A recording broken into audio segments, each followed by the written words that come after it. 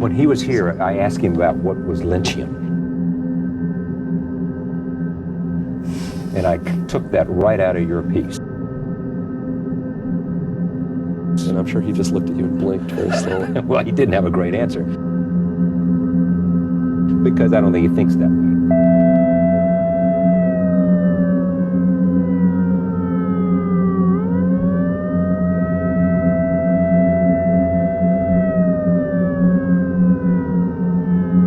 He obviously doesn't think that way.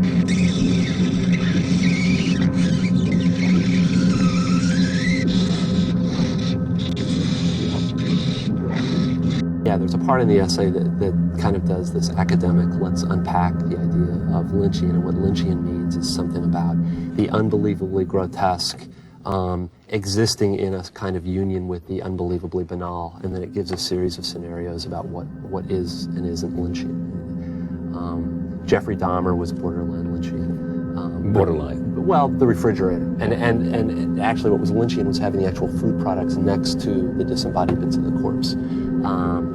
I guess the big one is, a regular domestic murder is not Lynchian, but if the man, if the police come to the scene and see the man standing over the body, and the woman, let's see, the woman's 50s bouffant is undisturbed, and the man and the cops have this conversation about the fact that the man killed the woman because she persistently refused to buy, say for instance, Jif peanut butter rather than Skippy, and how very, very important that is. And if the cops found themselves somehow agreeing that there were major differences between the murders, and that a wife who didn't recognize those differences was deficient in her wifely duties, that would be lynching. This weird